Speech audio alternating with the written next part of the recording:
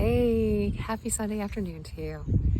So, I wanted to just share a quote with you that sort of set up my thinking for today's conversation. And this is a quote from the famous Persian poet and philosopher Hafiz. And the quote is, "I wish I could show you when you are lonely or in darkness the astonishing light of your own being." So, in thinking about that, and it coincided with some teaching that I came across through my Buddhist Dharma, that is this fabulous Pali word, which is ehipassiko. So, it's Pali for come and see for yourself. So, the idea behind this is twofold. Number one is that come and see for yourself the wisdom that is already innately within you. That is your earned experiential wisdom, as well as the wisdom that has been passed on to you from your ancestors, your elders, and just your own body wisdom. So ehipassiko. And it feeds into also this whole conversation. It's actually one of the 6 qualities of Buddhist Dharma or teachings, to not be passive about what you hear from those that are wise or intended to be teachers, or don't take it just on faith, but to actively question and test it out for yourself to confirm the reality for yourself and how it feels. Having a healthy skepticism, not just going on faith. It's interesting that in Japan, they've adopted something a little bit similar, and it's Genshi Genbutsu, which is go and see for yourself. And this is to go to the source and grasp the facts around something, rather than, again, just taking it on faith. Go and investigate. Seek out the information and knowledge for yourself. Try it on. Does it play out? Does it make sense to you? So why am I bringing all of this up?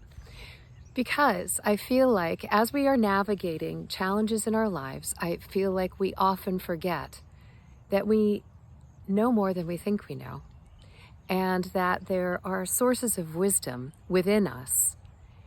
There are sources of inspiration within us that we tend to discount.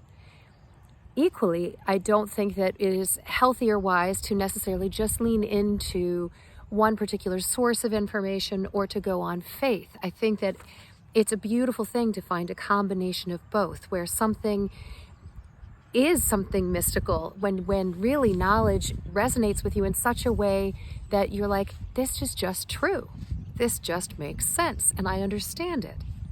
So innate wisdom combined with gathering wisdom from your lived life, trying it on for yourself, and seeing whether it aligns with your values, with your philosophies, and then taking it along with you. And perhaps there are opportunities for us to learn from one another, particularly when we're going through something hard. So this is the other part of this that I wanted to bring up, is that I was reading an article today that I love, that is that humans and our body systems, our brains, our heart, our lungs were designed to actually sync up. So when we are in a space of learning something together, we actually have dendritic growth, little brush-like dendritic growth that helps us to connect new neuronal pathways. And we can do this together through conversation, through lived experiences, through working through challenging circumstances as a collective, a compassionate, caring collective. And boy, if that isn't an opportunity to address the times that we're in, how do we come through this not just surviving, but growing and learning and taking in new growth in our bodies, literally, into how we will react, respond, approach future challenges. So we also, in connection with others, have the opportunity when we are feeling connected and safe, and or we're just feeling emotionally connected, think about a movie. Okay, or a musical concert where everybody knows the words. Amazingly, your heartbeats and your breathing patterns actually start to sync up. It's really pretty amazing. So there's these connections that happen in community. I bring this up because I feel like it's a combination then for us to recognize that when we are thinking about what can we bring, to recognize there's inner light, there is innate knowing, and there is wisdom that comes from you, yourself, your cultural self, as well as your lived experience to contribute to the conversation, as well as what we can gather each other together and experience that provides us a greater sense of well-being, a greater sense of safety and connectedness, and of collective growth. So to bring this home, there was a quote that was from Angeliki, who is Angeliki Dexter at the Insight LA Meditation Society. She's one of the teachers there. And I thought I would just share this with you. How have you noticed and responded in skillful ways to the more recent challenges?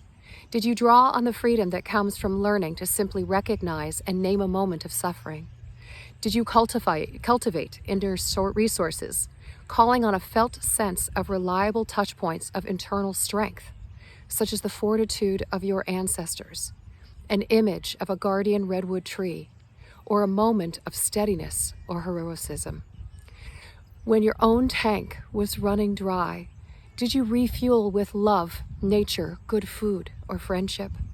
Did you discover that cultivating joy is a deep human responsibility in difficult times, so that joy is available for us when things get a little easier, or even when they don't? I love that. When your own tank was running dry, did you refuel with love, nature, good food, or friendship? So dual fold today, to lean into your inner wisdom and intuition, as well as to seek opportunities to connect, refuel, and to grow. And we do that best in connection with our fellow humans. It's the way we're designed.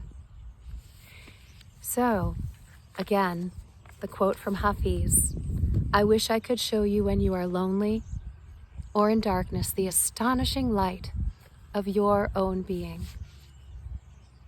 You are not alone, but when you feel lonely, lean into your own light. Trust that you will find your path. Get quiet, listen, and then seek out what you need. And a piece of that self-care is likely to also be to connect in meaningful ways with humans that you care about, that you're curious about, and grow, strengthen. Beautiful. Well, what a wonderful way to bring in some Eastern and Western philosophies and apply it to the complex, multifaceted, challenging times that we're navigating as humans. You've got this. Have a wonderful week, and I'll see you next Sunday.